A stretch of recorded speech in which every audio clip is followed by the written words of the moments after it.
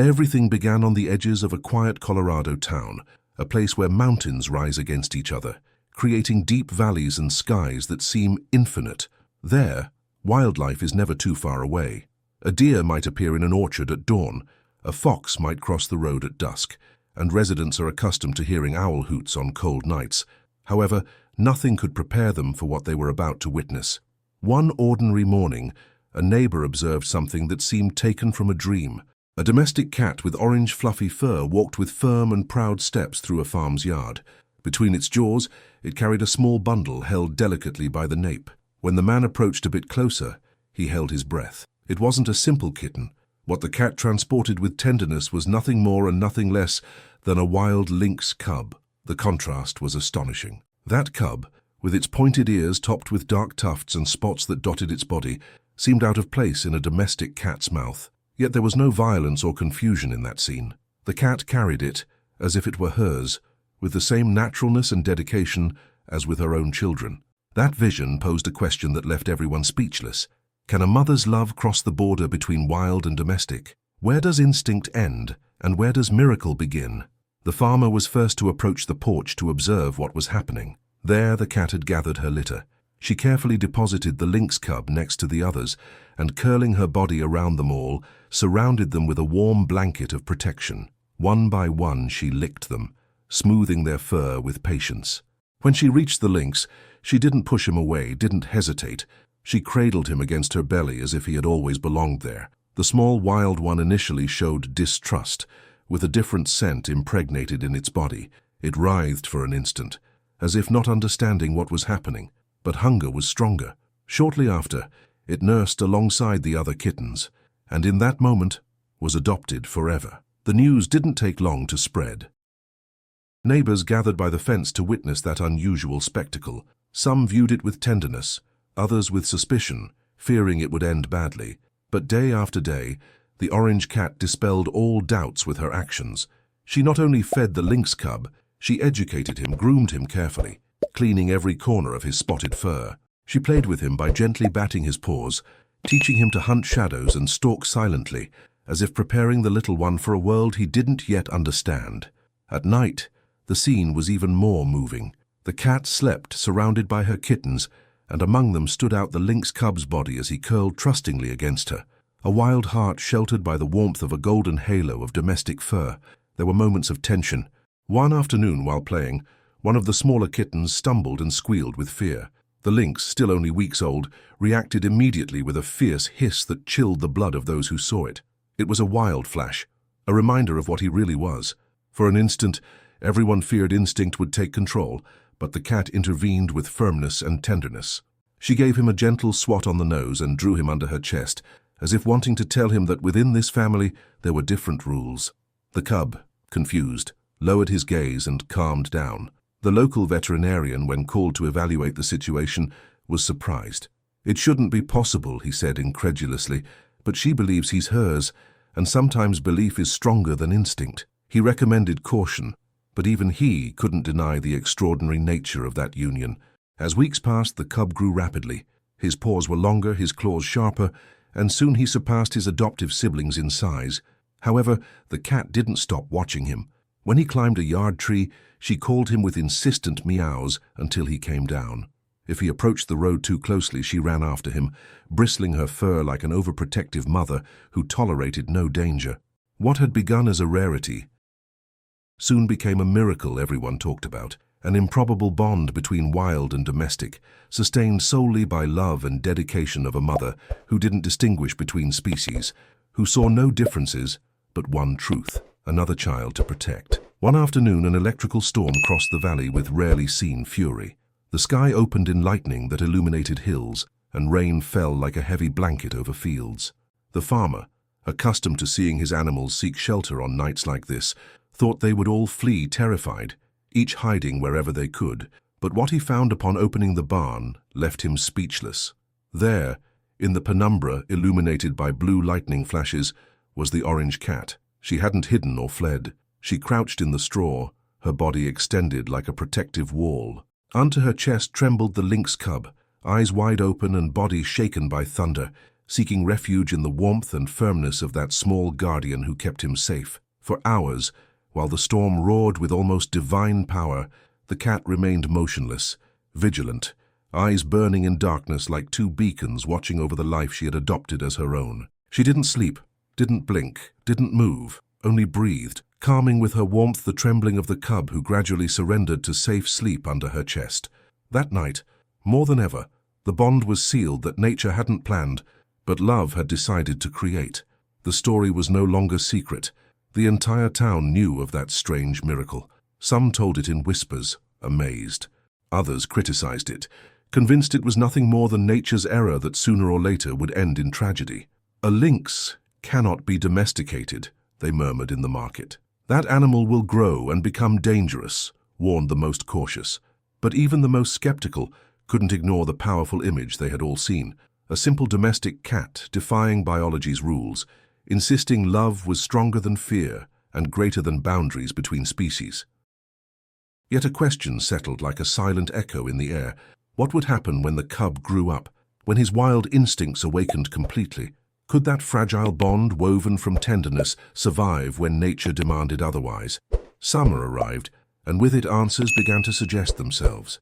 The small lynx, who in spring was barely a clumsy creature, had now stretched to become a strong and agile young feline. His long muscles showed under spotted fur that gleamed with golden flashes in sunlight. His pointed ears, crowned with dark tufts, turned at the slightest noise, and his deep amber eyes burned with wild intensity no domestic cat could imitate.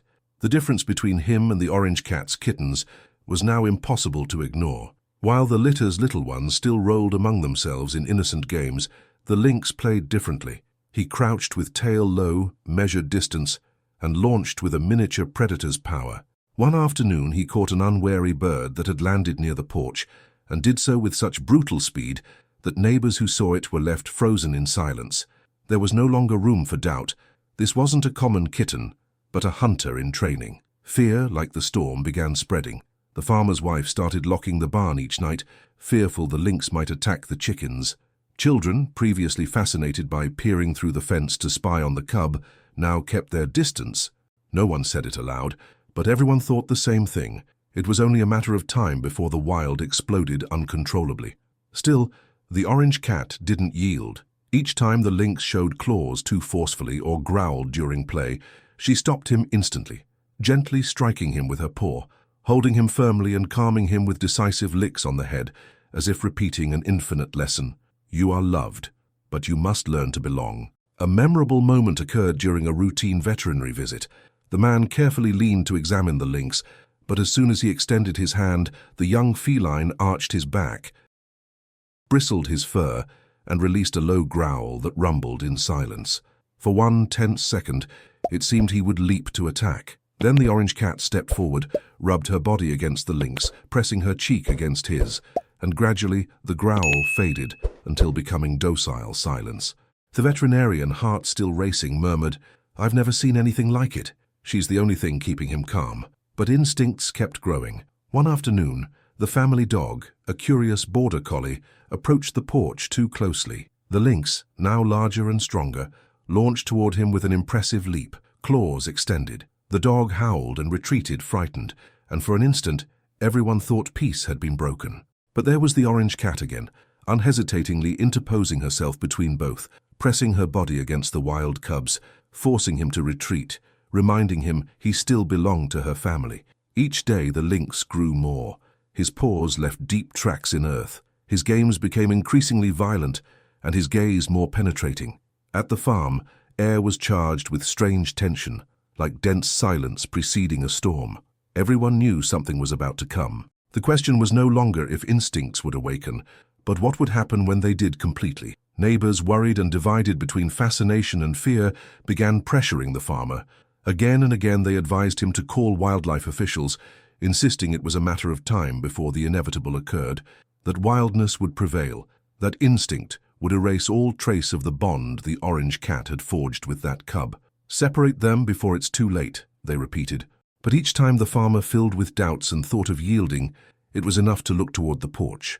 There, under evening light, he saw the orange cat licking the lynx's ears with the most natural tenderness in the world, like any mother with her offspring. That vision weakened all his defenses, made any resolution tremble, and then he murmured to himself, "Not yet. No, while she continues believing he's hers." That summer's climax came unexpectedly on a golden afternoon. The lynx, now stronger and more agile, was swept by irrepressible instinct. In one leap he chased a rabbit crossing the yard. Nearby neighbors held their breath, seeing him catch the animal under his paws, holding it with ferocity that erased any doubt of his wild nature. There was absolute silence charged with fear, but then the impossible occurred. The orange cat launched toward him with burning eyes, and a hiss so fierce that none present would have imagined could come from such a small animal.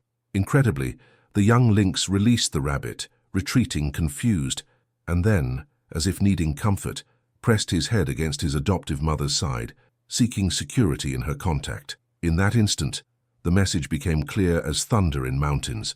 Love hadn't erased the wild, but it had molded it, softening its edges, reminding the young predator of the bond that had sustained him since his abandonment.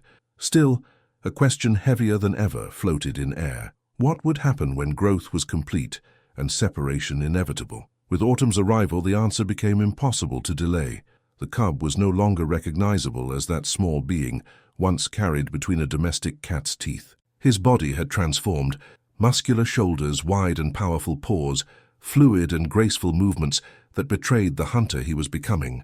The contrast with his adoptive mother, small, domestic, vulnerable, was almost surreal.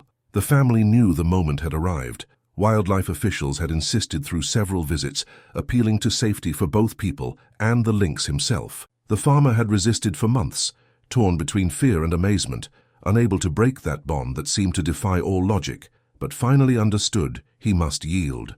A sanctuary in Colorado's mountains offered refuge. It was a protected reserve where lynx could live without threats and without representing danger to livestock or humans. It was the best possible destiny, but the decision wasn't less painful. The separation day was one of the most difficult the family had lived. Officials arrived prepared with resistant carriers, thick gloves and tension marked on their faces. The lynx, perceiving them, bristled his fur, growling with defiance that echoed in the barn. The moment seemed destined to end in violent explosion, but then the orange cat stepped forward. Her purr resonated like a deep, constant song while she rubbed against her adoptive son's body. The lynx, who an instant before seemed ready to attack, calmed down. With barely visible trembling, he allowed himself to be guided to the carrier. He didn't take his gaze from his mother until the door closed behind him. The silence that remained afterward was unbearable. The porch, which had always vibrated with that improbable bond's presence, seemed empty. The orange cat walked back and forth, restless, looking at the yard as if expecting to see her son appear at any moment. Neighbors assumed the story had ended. For them, it was a matter of time before the cat forgot and the lynx disappeared into wild immensity. But life had one last surprise reserved. Weeks later, on a serene night, the farmer's wife heard a strange sound outside, a deep, guttural growl that raised the hair on her skin. She went to the porch cautiously and stood motionless. There, at the yard's edge, was the red lynx, no longer a cub, but a magnificent young adult. His spotted fur gleamed under moonlight, and each movement reflected contained strength. Wild nature was evident, imposing, yet when he advanced toward the house, he inclined his great head and released a soft sound, almost an infantile meow. The orange cat, who dozed by the door, immediately sat up. For an instant, everyone feared the worst, but what occurred defied all logic. The predator crouched on the ground and rubbed his enormous head against his adoptive mother's small body. She received him without hesitation, as if time hadn't passed, as if he were still that helpless cub she once carried between her teeth. That night, the farmer and his wife observed the scene with tears in their eyes. Wild life and domestic life, predator and improbable mother, united in an impossible gesture of love. It wasn't an isolated event. From time to time, the lynx returned. His visits were never long, always brief, always discreet, as if he knew he belonged to another world. But in each return he repeated the same gesture. Crouch, rub his head against the orange cat's, reminding everyone that some bonds, against all odds, never break. Each visit carried the same silent message. The bond remained intact. No matter how much he grew, how much he delved into wildness, or how much time passed between one appearance and another, that cub-turned-adult lynx had never forgotten. He always returned. This story's climax came on a snowy night. The family gathered around the fire, watched through the fogged window while icy wind shook trees.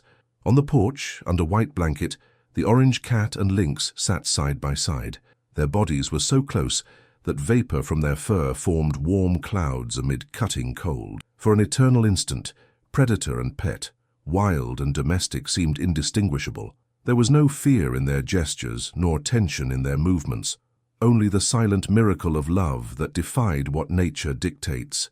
When sanctuary personnel were informed of these visits, they were amazed. They explained lynx are naturally solitary animals, rarely creating lasting bonds even with members of their own species, much less with a domestic cat. What was occurring was simply unheard of, yet there was proof, a bond impossible to explain with instinct alone, a tie that broke known rules. Over years, visits became less frequent, but never ceased completely. Sometimes it was barely a shadow moving among treetops, observing from afar. Other times a fleeting brush of fur on the porch, as if wanting to announce his presence without interrupting the lives of those who had raised him. The lynx always found the path back, as if drawn by an invisible thread that forever united him to that small orange cat who had accepted him as son. Thus, the story didn't end in tragedy, as many had initially feared. There was no attack, no bloody farewells, no painful rupture. Instead, a message remained engraved in the hearts of all who witnessed it. Love can cross species boundaries and even soften the wildest instincts, because sometimes the smallest acts of acceptance create the greatest miracles. And that is the tale of how a simple orange domestic cat raised a wild lynx cub as if he were her own. What began as a fragile mistake, almost an accident of life, transformed into an unbreakable bond that neither time nor distance could erase. Imagine them now, the small mother and her enormous son, curled under silent snow, reminding us that love recognizes no borders, nor understands imposed limits. This story teaches us that sometimes the unexpected doesn't bring danger, but a unique opportunity to witness a miracle. If you saw an abandoned wild cub in your yard one day, would you have the courage to open your heart's door? Or would you walk away for fear of what might happen? The truth is that sometimes what appears most frightening might actually be the beginning of something beautiful beyond imagination.